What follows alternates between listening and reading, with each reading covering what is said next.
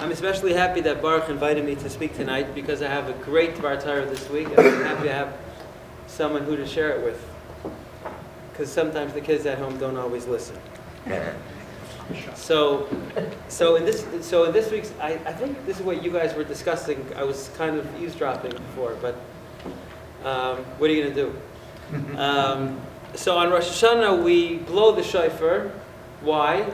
Because to remember the Akedas Yitzchak, to remember when Hashem told Avram to slaughter his son Yitzchak, bring him as an offering.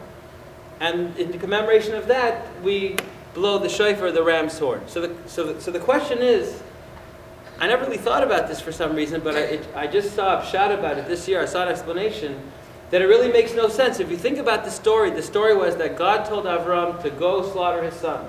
And he was ready to do it, and he worked on himself, and Avram built himself and had the faith, and he was ready right there, and he was ready to do it. And God said, don't do it. And he actually wanted to do it, and God had to tell him, absolutely not, do not do it. And then, after that happened, so Avram saw a ram that was stuck by the horn in the bushes, or whatever it was that was holding it up, some reeds. And then he slaughtered the ram in place of Yitzchak, so that's where the idea of the ram's horn comes from. So the obvious question is, why is the ram's horn the main thing? It's not the main thing. It's a total afterthought, just like the post-game show that, there was a little interview after the show. The main event was the knife, So you'll say to me, well, that's ridiculous. What, are you going to walk around with a knife? Well, we do a lot of ridiculous things. You could use your imagination. Maybe I once heard a joke about the Queen of England. When she knights people, she takes the sword this way, that way. You heard of such a joke? Sure. So maybe we should have some sort of a service with knives. I don't know, walk around with knives. I mean, if we did it, we'd all think it's normal. So what's the story? What's going on over here? And there's a tremendous lesson that I saw in a sefer written by the Tanker Rav. He passed away about 16 years ago. His name was Rabbi Shlomo Zalman Friedman, and he was a rabbi. He had a family before the war in the city of Tank in Hungary. Unfortunately, he lost everyone in his family except one son. Reestablished a shul in Brooklyn, and so he has a sefer which I like to look into, and he says a great explanation. And he says that a lot of times when we get involved in service of Hashem, we forget what the real picture. We get lost in the details, and we forget what the real main point is. So over here, what happened? God told Avram, Hashem said to Avram to shech his son.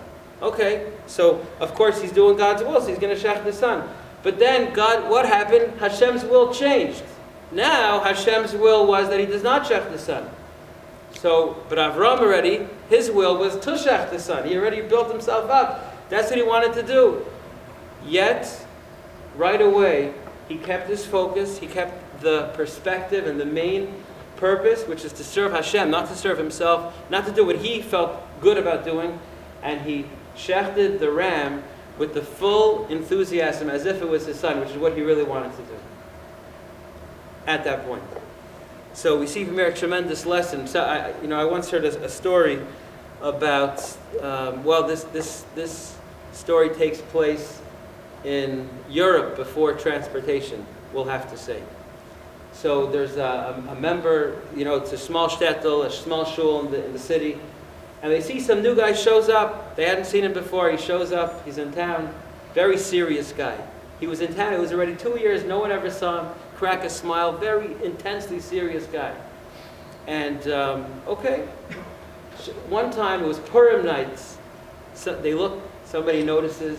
They see that he's laughing and he can't control himself. He's in such a good mood. So one of the, machers in the city runs over and says, hey, Yaakov, what's going on?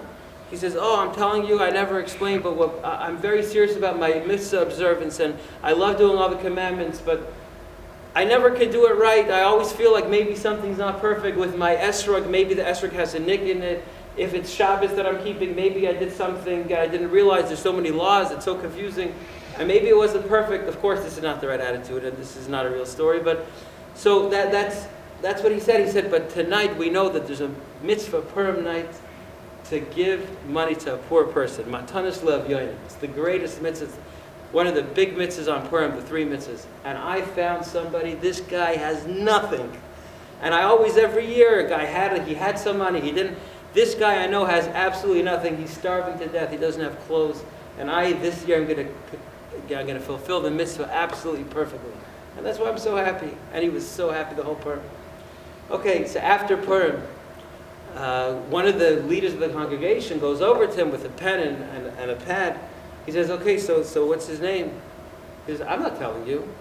He said, no, we want to help him out. He goes, absolutely not. He says, what are you talking about? Tell me his name. He says, no way, I need him for next year, Purim. So here we have an example of a guy who totally lost his perspective. It wasn't about Hashem. It wasn't about mitzvahs. It wasn't about helping others. It was about himself.